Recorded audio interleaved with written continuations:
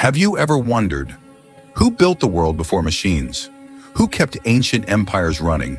And what kind of jobs existed thousands of years before we even had the word career? From professional dream interpreters, to royal beer makers, to stone whisperers who carved monuments without modern tools. Today we're going back in time to explore the strangest, coolest, and most unbelievable jobs ancient people actually did. And trust me, some of these jobs were so good, you'll wish they still existed today. Let's begin. Imagine working a job where your entire purpose is to make beer for the gods and kings.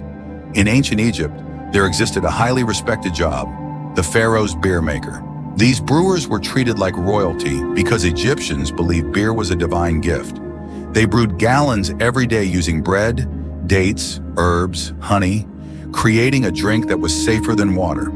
And get this, their beer was so thick, you practically had to chew it. The best part?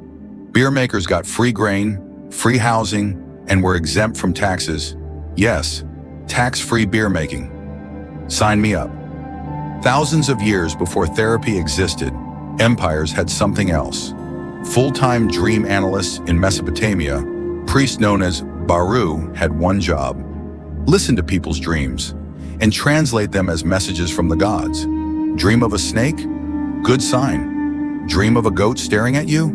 Very bad sign. Kings never made decisions, not one, without consulting these dream experts. Imagine being paid to explain dreams all day today. We have Google. Back then, people had a full-time dream translator. Yeah, this was real. In ancient China and parts of medieval Europe, there were workers called knocker-uppers. Their entire job? Walk around with long sticks and knock on people's windows to wake them up for work. Some used straws and pebbles to hit higher windows. Others carried long bamboo poles to reach the highest floors. Imagine waking up because a stranger poked your window with a giant stick. Ancient problems, ancient solutions. Ready for a weird one? In ancient kingdoms, especially in Persia and Egypt, rulers hired official royal odor testers. Their job was to smell the king's food, drinks, perfumes, even clothing, to make sure nothing smelled like poison. Yes, smelling things was a whole career. If something smelled wrong, they warned the king. If something smelled really wrong, well, let's just say the job had occupational risks. But one thing is certain, if you have a good nose, this would have been your calling.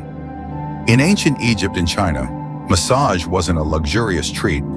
It was a medical profession. These people were called body healers. They treated soldiers, royalty, and workers using pressure points, oils, stones, and herbal wraps.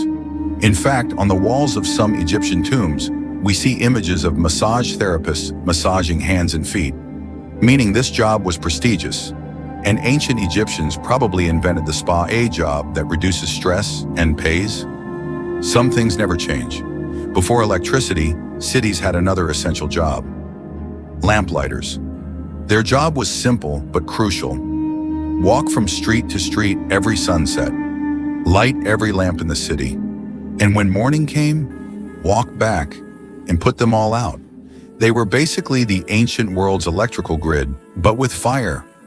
Lots of fire. If you think modern coaching is tough, try being responsible for training warriors who fight lions for entertainment. In the Roman Empire, trainers known as doctores prepared gladiators for combat. And here's the twist. Gladiators were celebrities, and their trainers even more respected. Some trainers made fortunes by betting on their students. Imagine a coach who trains fighters and gambles on them. Ancient Rome was wild. Speaking of wild, ancient civilizations had people who trained animals for war elephants, horses, even camels. These were the beastmasters, experts who taught animals how to charge, defend, and even recognize enemy colors. It was one of the highest paid jobs in ancient India, Persia, and Carthage.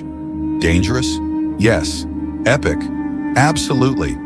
In ancient Greece and Rome, sacred temples had fires that were never allowed to go out. So they hired. If the fire died, people believed disaster was coming. So these keepers lived inside temples, slept beside the flame, and guarded it with their lives. Imagine dedicating your whole existence to keeping one fire alive. Ancient jobs required real commitment. Before refrigerators, if you wanted ice, you had to hire the coldest workforce on Earth, ancient ice harvesters. These workers cut giant blocks of ice from frozen lakes during winter, wrapped them in straw, and stored them in deep underground chambers. Some were even shipped to kings thousands of miles away. Imagine transporting ice across the desert. That's dedication. The most mysterious job of all? The people who carved massive stones for temples, pyramids, and statues. These were the master stone cutters. But workers called them stone whisperers because they understood rocks the way musicians understand instruments. They knew which stone would crack, which one would ring like metal, and which one would last forever. Before calculators, before writing systems, there were people whose job was to think. In the Inca Empire, mathematicians known as quipicamayaks used colored ropes and knots to calculate taxes, population, and trade. In Egypt and Babylon, mathematicians worked in temples doing astronomical calculations with nothing but sticks and shadows. These people were literally the world's first computers. So the next time someone tells you jobs today are tough, remember the ancient people out there fighting lions, interpreting dreams, guarding eternal flames, and making beer for gods. Which ancient job would you choose? Tell me in the comments and I will do a video about it. Don't forget to subscribe.